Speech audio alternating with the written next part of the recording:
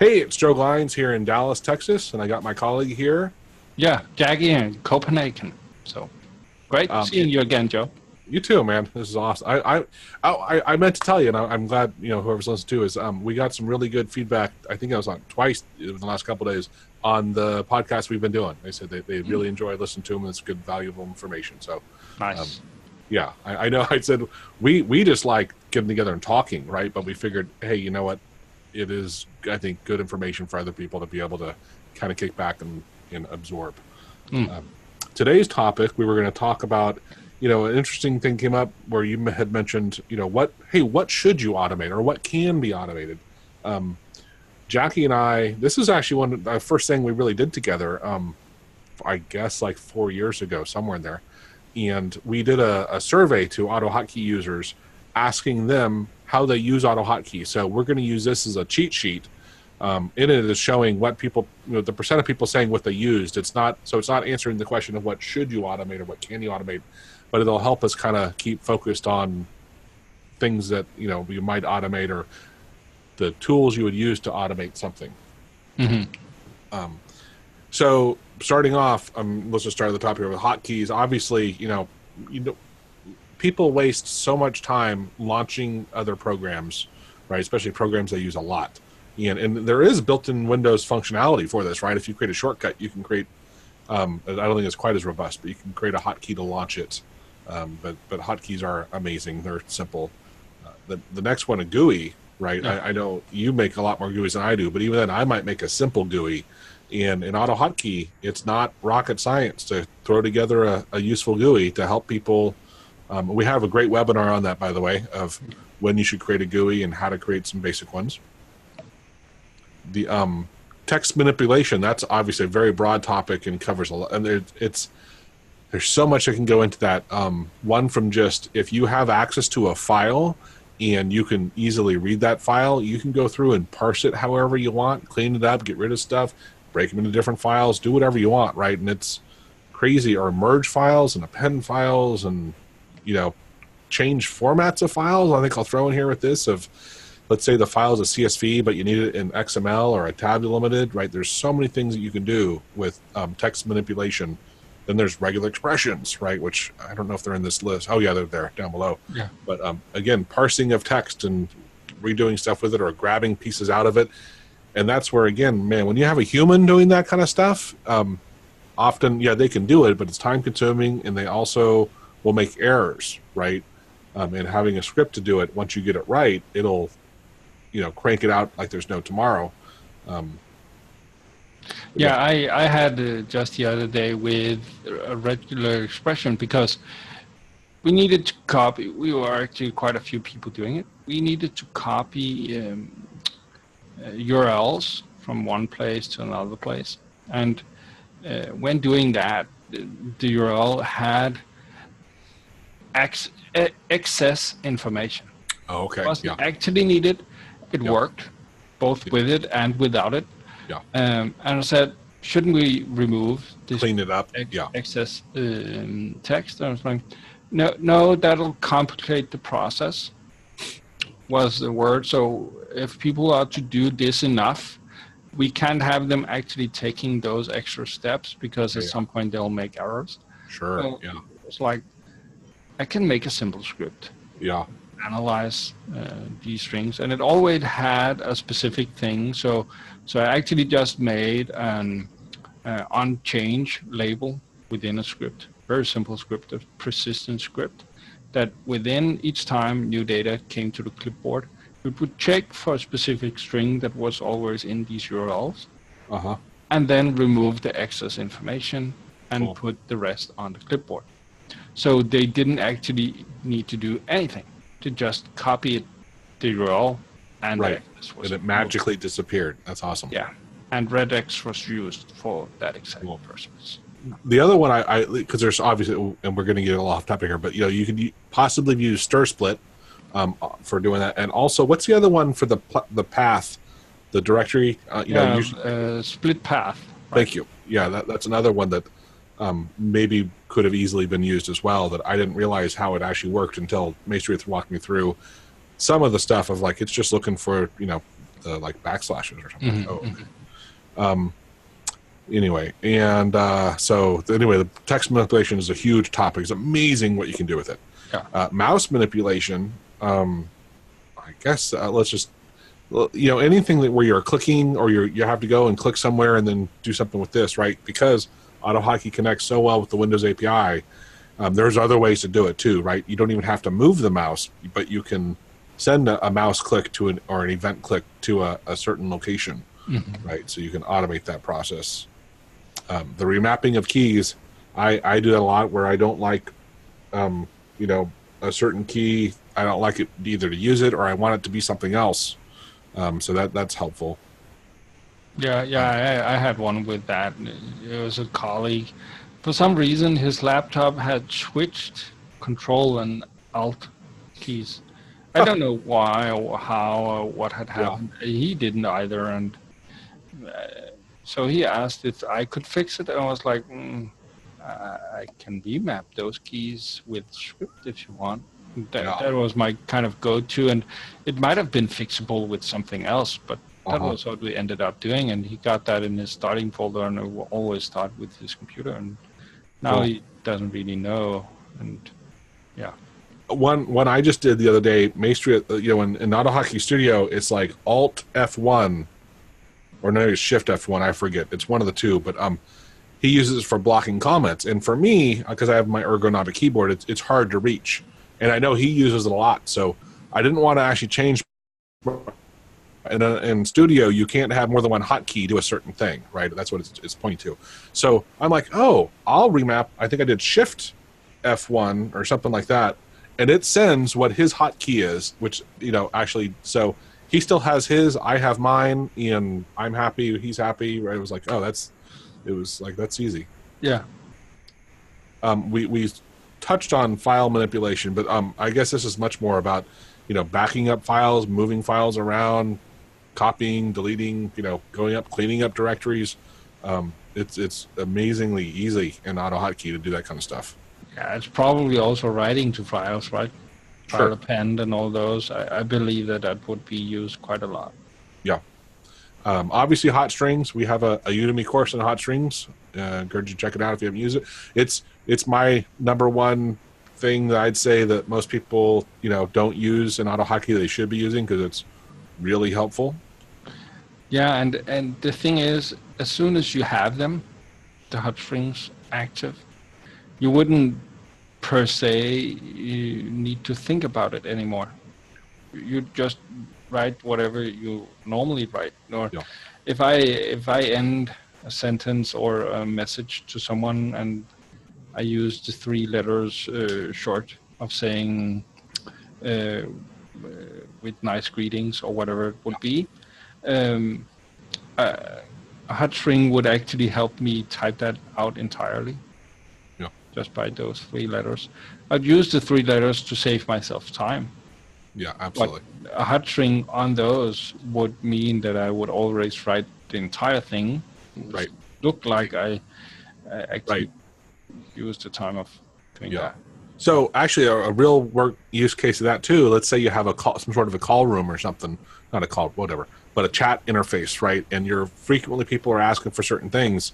You could easily have a hot string to pull up paths to things or director or instructions on how to do something, right?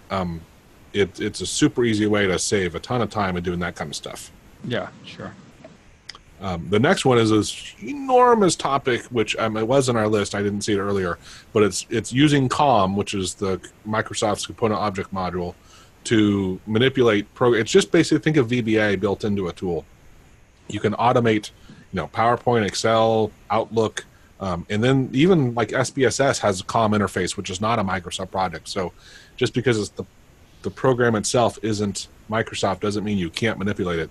But it's so highly reliable and really easy to program once you get the hang of it. Super easy, and the stuff you can do is amazing, incredible. Yeah, it is. If you're at the level of hotkeys, GUIs, and text manipulation, if you ever want to go a step further, go for the COM one. I'd say that would be the one that would give you the most here and now, if we were able to grasp that. Yeah, I'd agree with that. I'm going to jump a little bit below here to throw in the web scraping, because normally with AutoHotkey, we use COM for doing that in IE. Now, granted, you can actually start doing stuff with Chrome now, and with Selenium, you can do Firefox, Chrome, or IE, or Edge, or in other ones. But I wholeheartedly agree with what you just said, Jackie, was COM is such a door opener, and particularly for me, I would, depending, of course, your workload and what you do. If you do a lot of stuff in Excel, it's so amazing what you can do with Excel. But I almost so many programs these days use a browser to interact with them, like you're doing a query or you're looking at a website or whatever. And the fact that you can scrape that data or however you want to put it, put data there, is insanely helpful. I wholeheartedly agree. That's a huge tool to have in your toolkit. Yeah, also because if let's say you're using a hotkey to do stuff in Excel or in Outlook or in Word, or you're appending stuff to text files or whatever, you're phrasing logs or whatnot, you might be doing of different types of stuff. If at any point you use an object that is, or a program that is controllable by COM, you will get so much control, so much that it's actually hard to grasp if you haven't done it before, because where before you would say, okay, when activate this, when wait for activation, then you would know that it would be the front window. Then let's say you wanted to click a key or a button or whatever, then you would do that, but you would have no idea really if it actually happened or when it was done, or when the task had been processed by the window. Where with COM, you actually have that. You have so much more both feedback back and forth. So if I say start IE via COM, it would actually not continue to the next line until IE had actually been loaded, the object of the window at least. And from there on out, I could tell, let's see, IE again, to navigate to a specific page. It would immediately start doing that command, and the script would continue on before the page loaded. But with COM, I have the access to ask the browser or the document the page loaded in it if the page was fully loaded, and if it was, continue. So again, just a lot more control than waiting around and sleeping and looking for specific screen elements and stuff like that. And actually, Jackie, to follow up on that, let's say you load a page that has an unknown number of items in the list, right? With COM, you can easily say, hey, how many are here? Now go to each one of those. There's just things you can do that you just, like you said, until you really get it, you don't understand how flexible it is and how much customizable. The other one that I thought of when you were talking about that was, you alluded to it, but it's super easy with COM to also run everything in the background or even hidden where the screen's not even, it's not even visible. And you can still do all the same stuff, versus almost every other one that we mentioned here. Not all of them allow for that. Some of them do, but usually when you're interacting with the program, often it's got to be visible, which is, it's not terrible, but if it takes away, you're trying to do some work, this you can do entirely, keep doing everything you want. It's running in the background, right? Doing whatever it wants. It's amazing. Yeah, I'd say that one of the things for me was that it gave me, from outside of IE, the same control as if I had been the one actually executing JavaScript on a page. Yeah. So I get a feeling that I control the page just as much as the page owner, so to speak. And I feel that that's really powerful.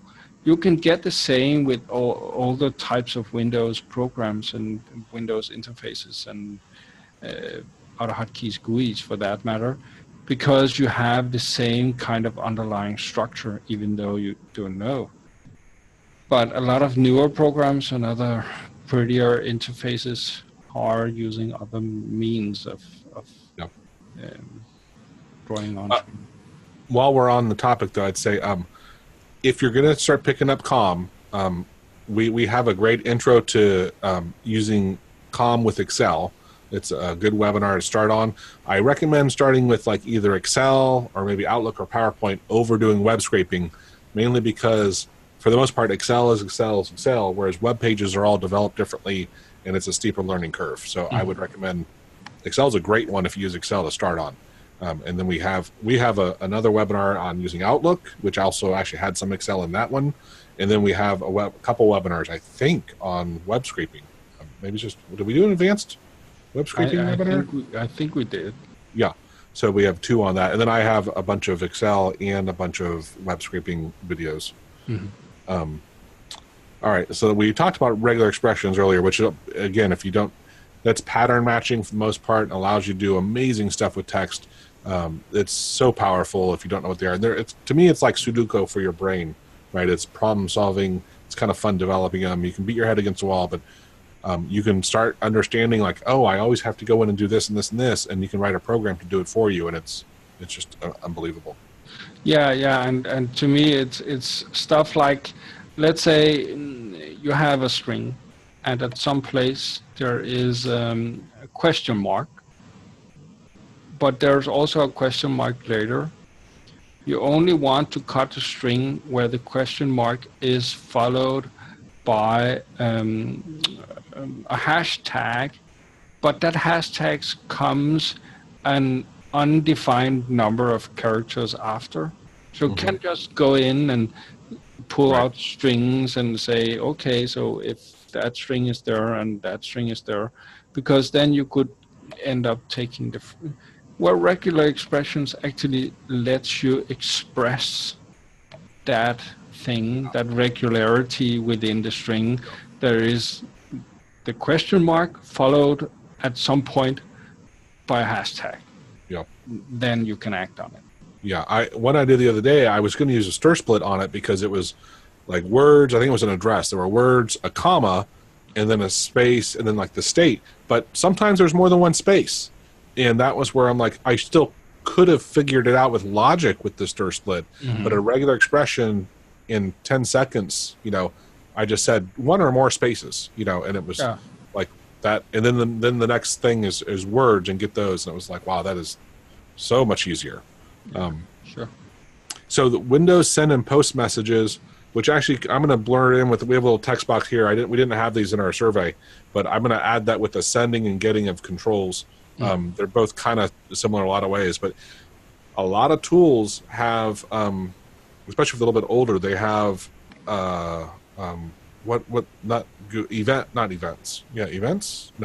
elements. That's not right. But they have controls, which are basically often GUIs, but you can programmatically connect to them and maybe send the mouse click or get the text that's there. It's not quite as high to me as COM. It still works often very, very reliably. With COM, I have a little more control over stuff, but it's a super great, easy way. And there's a lot of programs out there where you can be amazed at what you can connect to and get what's in that menu and, grab it as the text or set text there. Super helpful. Yeah, one of the things I'd say that to me at least where COM might differ is that it is actually just a tad more inside the code of the program, where you can get a control. Let's say it's a button, and you can send a message with a click to the button. So you tell the button that it's being clicked without using the mouse and without all of that stuff. And the button then tells the program to do whichever action. The thing with doing that is that as the action happens and that information from the button click to whatever happens in the GUI, I have no control there. I have no information. I don't really know anything about it. And I can wait. I can sleep. I can visually look, or I can keep checking for whatever new control or value I expect there to happen from my click. But I don't know. I don't have any control per se.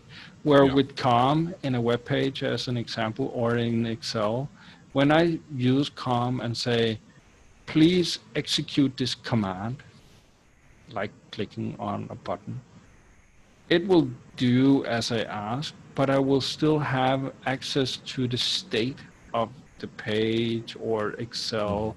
So I could wait until Excel says the process is over. I've done what you asked of me.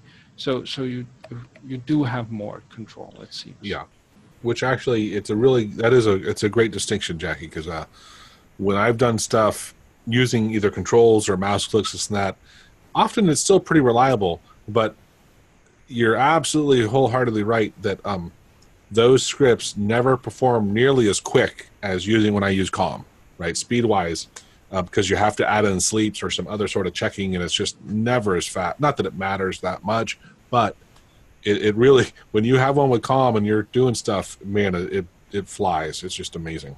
Yeah, and the lines, when you're writing it, when you're developing it, you kind of don't need to think about how do I check that this happened, because it's kind of built in. You get the information immediately. If I tell it to wait until it's no longer busy, it will wait until it's no longer busy, and it's a matter of maybe 10 characters, and then that's done, and I'm on to the next thing. Where with a usual GUI, with me clicking on the button, I might need to set up return all sub-controls of this window, and as soon as this sub-control down here exists, or this one has this value or whatever kind of checks you made, but you still need to think exactly how you're gonna figure out if what you asked it to do was done.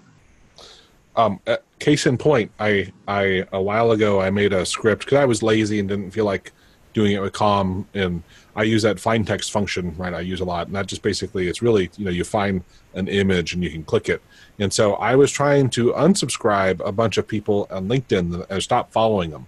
And it works really fast. You say, look for this image, and then click it, and it goes over and finds it. The problem was it would click it, and then because it was so damn fast, the web page didn't update yet, and then it would click it again and then re-subscribe to them, right? Because I didn't put in a sleep, and so I had to put in a long enough sleep so the text page would update to say like follow instead of unfollow, and then it would move to the next one. And so, but that's exactly what you're talking about, right? Was I had to add a delay, and if I had thought that through initially, I probably wouldn't have used the tool in the first place. But I'd already done the stuff. I'm like, oh, all right, just add a little sleep here, and it still plugs along. But the other big one, which I don't think I mentioned it specifically, we talked about how you can have like IE or Excel not even visible, right? Which makes it faster. But the other one I love in Excel, I didn't realize it until I actually did it. You can have Excel, even if you want, be visible, and then make all these, you can stop updating the screen and have the script keep running, and then at the end say, now update the screen, and all of your changes happen. And the difference in timing when I did that was crazy.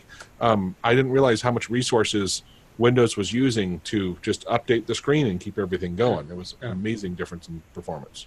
Sure, and you can also stop Excel from doing calculations. So if you're filling in formulas, as an example. Oh, interesting. You can also set it to not keep evaluating those until you're done. Yeah, that's a great one. I never thought about that, but I know that's a feature in Excel. You can say don't update, and then go back to saying, okay, now I'll update. But I hadn't thought about, I'm gonna have to add that to my function library, because that's a good one. When you're working on something big, right? It every little bit helps. Yeah. Gaming, which we all will brush over, but usually you're clicking buttons or watching for stuff to click, or maybe even helping send type messages to your friends or something with a hot string or something like that. It's really the world's your oyster. Whatever you want to do, you can often. Yeah, I know that gaming is it's always been kind of I think you call it a hot potato or something, Yeah. where people would be dancing around it, and some of what people are doing is legit, and some are maybe disabled and can have a good use of a script that would help them perform actions that wouldn't be possible in game otherwise. And then you have, of course, cheats and Yeah. bots and Bot? What's a bot? what's a bot exactly. But yeah, all of these different things that you of course also could do, and at varying degrees of complexity. So yeah, I think that gaming has always been a big part of AutoHotkey. Yeah. Yeah. DLL calls, that again is another way to connect with different programs. They'll a DLL, and Jackie, if I remember correctly, I think you were the one that explained this to me. A DLL is basically just a grouping of functions that usually the program that it was written for can leverage, and then because AutoHotkey can do DLL calls, that allows you to call those functions as well. Yeah, I'd say a lot of, let's say you were programming C or C++, so some of all of these other an involved language would, or a good programmer or whatever you'd call that, would of course know about this that functionality, and you could import it into your project or whatever. Use the header file, and there's a way more than I know about it, but yeah, it's a collection of functions that would normally be called DLL, and via the DLL call that is built into AutoHotkey, you can leverage those, and it's so powerful that yeah, you can say whatever you want to say, but COM was first implemented using del calls. So however you look at it, del calls is more powerful than COM. Gotcha. Yeah. Let's switch over to the text box I have here, just because they're kind of fitting with to me with the DLL calls and with the send and post messages. There's which we mentioned, I think, the send and get controls. I think I mentioned that on, I don't know, whatever. Let's say the send and post messages. But there's also the thing called the Microsoft Active Accessibility or Accessibility Viewer tool, if you want. And that is, correct me if I'm wrong, Jackie, it was originally built often for blind people to allow other people to build tools that would allow them to tell them where their mouse is or what's going on in the program. And what's cool is it's almost like COM, that there's ways you can programmatically, access things, even if it's not a COM object. You can programmatically, get text from it and set values. It's not as, especially setting the values for me has been trickier, but getting data out is usually pretty, not nearly as hard. Yeah. Yeah, I'd say that, yeah, the active accessibility was, I believe, I don't know the real thing behind it, but how I've interpreted it is if you have structured controls like a GUI, where when we build the GUI, we say, use a control, a text control here, then use a static control here with some text you can't change, and so on and so forth, and we would build it down there. But when we give this program to someone else, their version of Windows, if they're, let's say, blind or whatever it might be, can use the same functions that we use to build it to kind of go in and interpret it. But if it's in another language, or if it's not made by Windows normal, the Microsoft Active Accessibility is something that you can expose to the Windows OS, and it can still traverse all of your text fields and stuff like that. So it's another way of moving along down accessible points in the program. Right, in which we've talked about in the other ones too, but it's another way you can programmatically interact with a given program, right? And we have actually one webinar where we talk through which one you should try first, and which ones typically are I don't want to call best, but more reliable and faster to program. The next one here on that list is the user interface automation, or UIA, which is it's the new version basically of what the Microsoft Active Accessibility was. I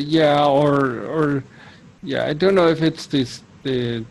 Fair enough. I don't think that their intention were exactly the same.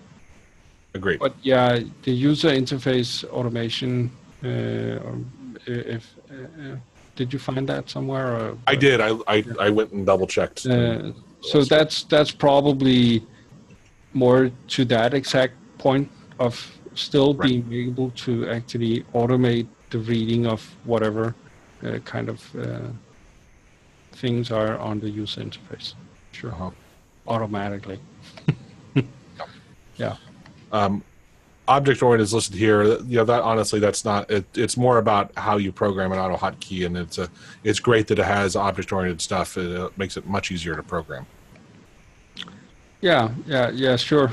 If you take a COM call, a line where you're calling, let's say, a method and a function via COM, and compare it to a del call, you'll kind of see what AutoHotkey was before object orientation.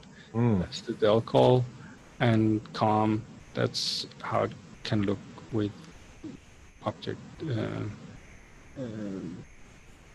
That's a great comparison. And I think I've mentioned to you before, that was where I really got into, after I got past using hotkeys and hot strings for like 3 years.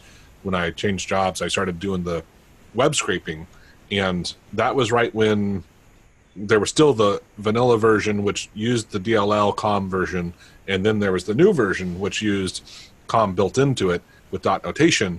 And one was I was really confused. But after I figured out there's two different syntaxes here and stuff, the dot notation was so much easier to read. It's crazy how much easier it was to read. It was such a great thing that got incorporated. Yeah, sure. And it's given us a lot of other stuff, and the few small tweaks that's been made over the years as well has just made the objects in AutoHotkey as powerful as one could wish for, I'm sure. Yeah. Registry editing it's a cool thing to be able to do.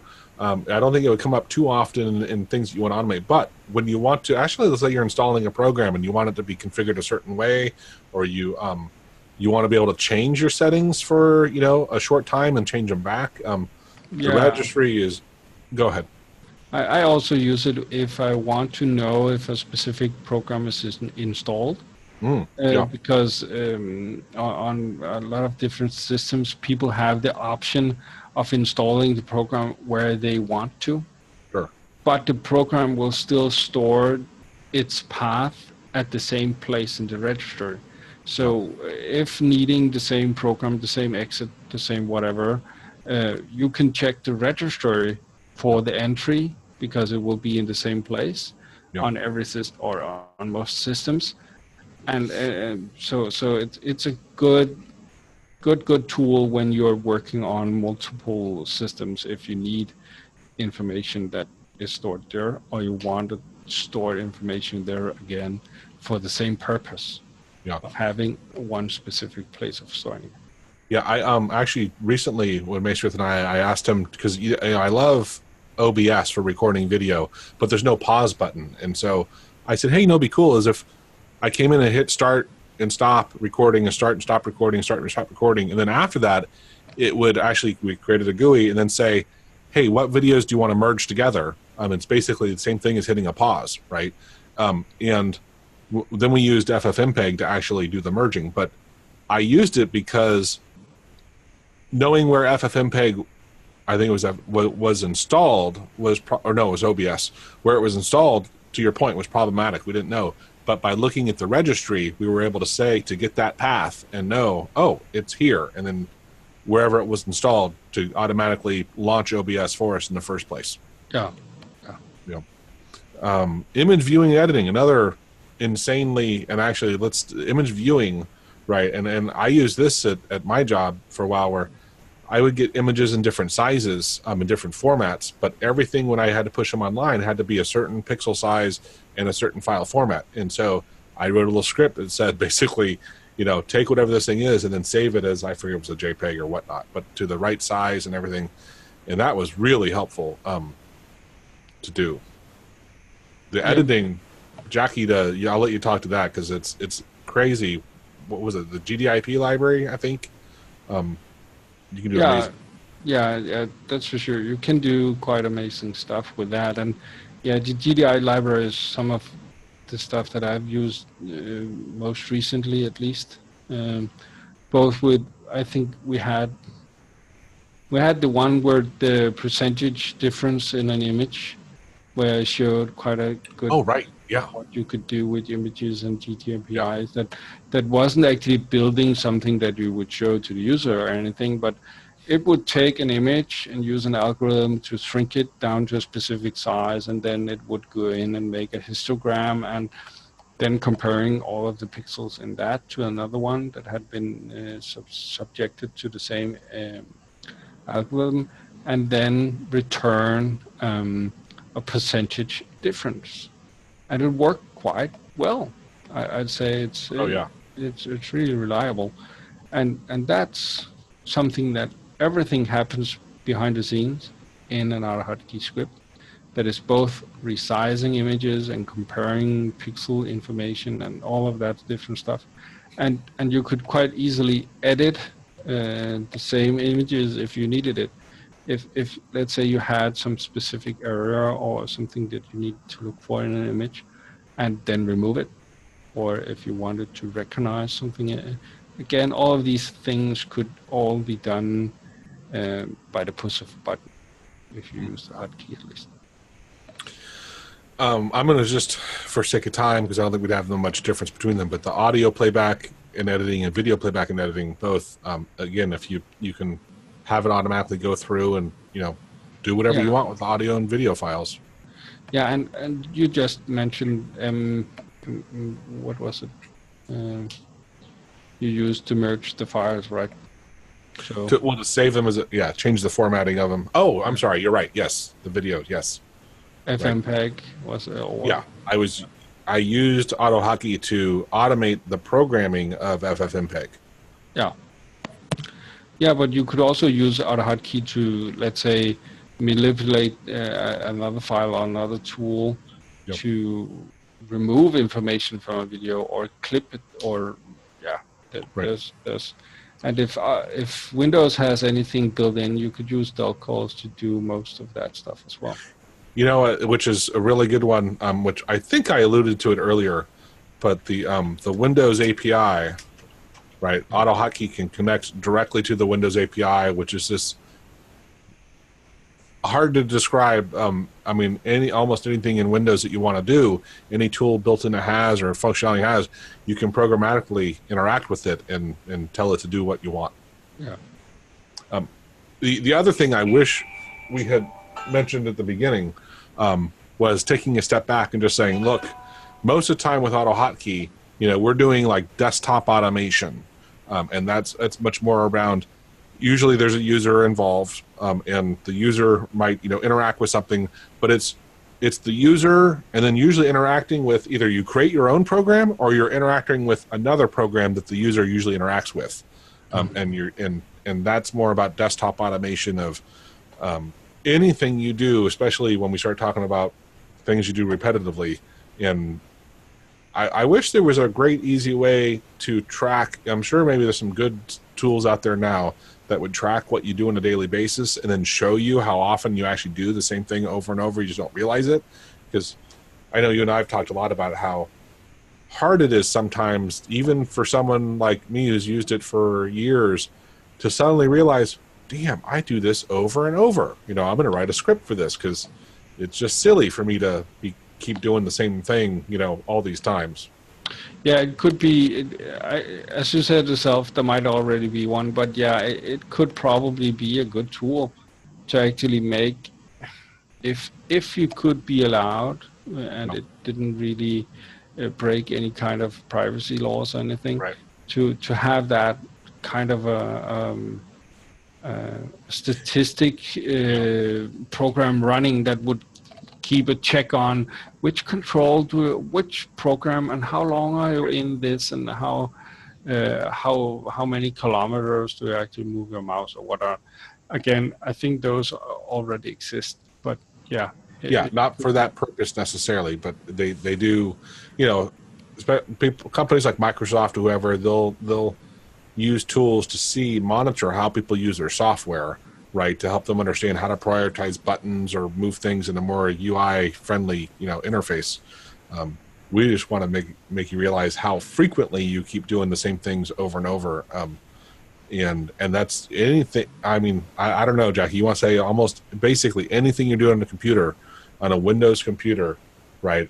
AutoHotkey can help to some degree automate that process. May not be the whole thing, but yeah. You know, I heard this thing. I can't remember how long ago it was, but if you just break the task down into small enough chunks, everything can be automated. No, that's true. You might apply some logic. Yeah. Yeah, exactly. But you think that whatever you're doing is safe because it's too complex. Right. But it's just a matter of actually breaking it down. So if you ain't doing anything creative, where your brain is actually making something from nothing, if you're moving the mouse from one program to another, and then thinking up something to write to John over here for him to respond to you so you can act on. Again, it's just a number of small steps that every last one of them can most likely be automated. So the real thing, if you ain't creating something from nothing, people don't like that terminology, but still, that's really the thing. If you're doing a manual task on a computer, it can be automated. I can't put it any other way. Yeah. So before we started the call, I was mentioning to Jackie, I watched this webinar this morning from Automation Anywhere on doing automation. But they brought up, I thought it was a great analogy, and a visual. They had a centaur, which is like the half human, like you have the human head, right, and then that blends into a horse, right? And they're like, look, think of like automation that you combine the best of two things, right? What they do is make it more like a cyborg, right? But it's basically you still have a human doing the complex, really personalized things, but then you have the robot executing on the things that you don't need them to actually think through, right? And I'm like, that's a now that I might find a good one for this. What did I call it? A cyborg, right? Where you rely on the human brain for doing stuff, but maybe it's the bionic man. Maybe that's the way to go. Yeah. But yeah, I'd say I have two colleagues at work. One, she writes instructions, and she makes sure that all of these instructions has the same formatting, the same kind of information at the same places in these documents. She gets all of the information that needs to go into the instructions from elsewhere. So her main job is making sure that the information is delivered and then structuring it and updating whatever. So her per se task is constructed of small, very similar tasks from day to day. So she has merit with collecting the data and making sure they are they deliver the people that need to do that. So that's a good thing. But you could probably have a drip campaign or whatever that kept nagging people on thing, whatever. I'm just thinking, right? And then I have a colleague. He day in and day out, he gets information from different sources, and then he tries to put it into a structured presentation that he can take from there to others and teach them the collected information. This part I see as much harder because he's taking a lot of different types of abstract information and concretizing it down into a presentation that he can then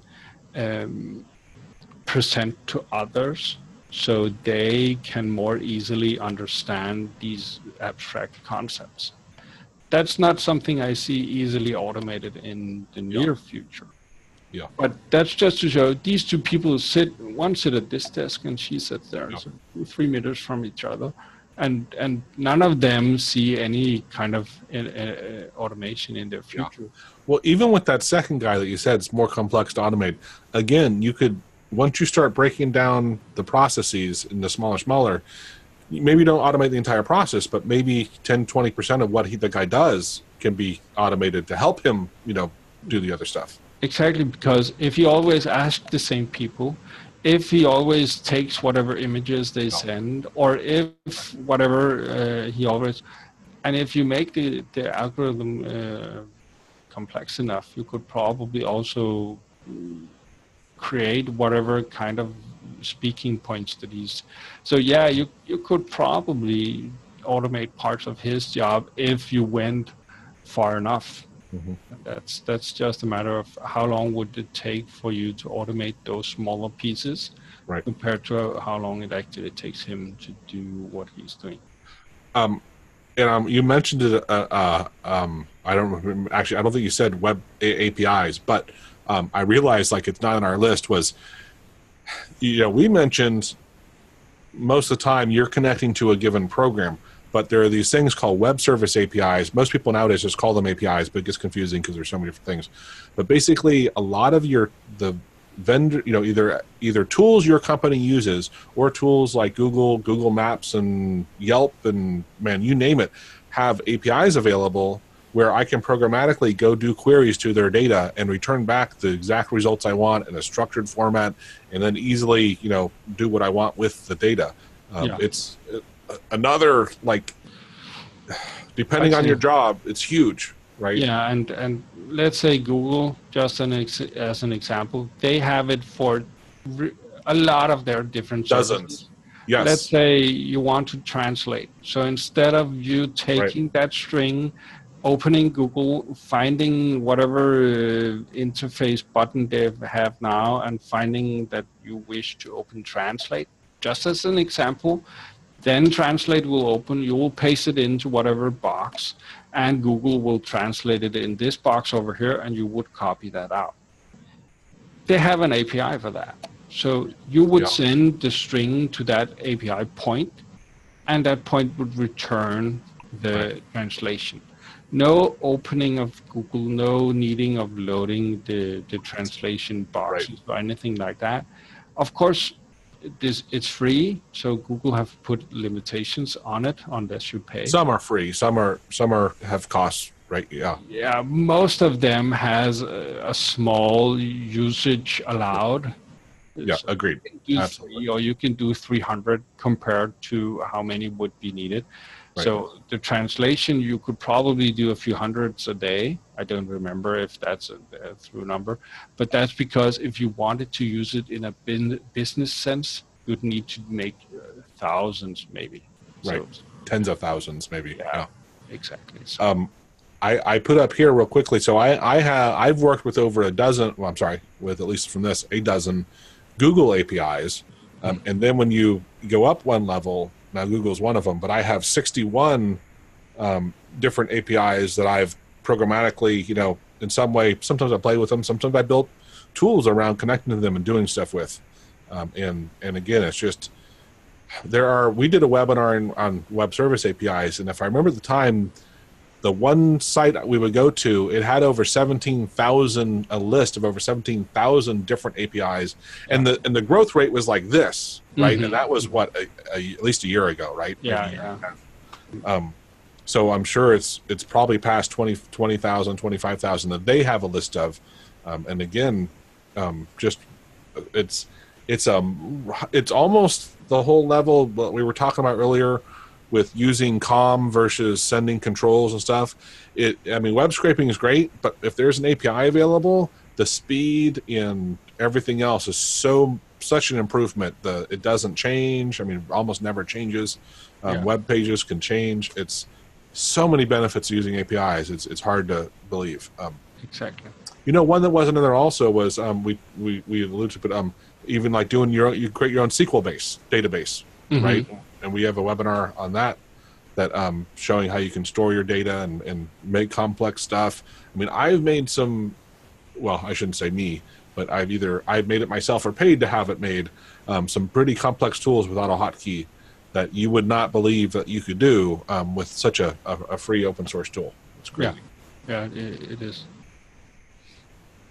Awesome. Well, I think that's at least a good start of understanding, what you can and how you'd use it type of thing around automation with AutoHotkey.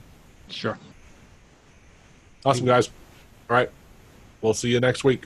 Yeah. Bye.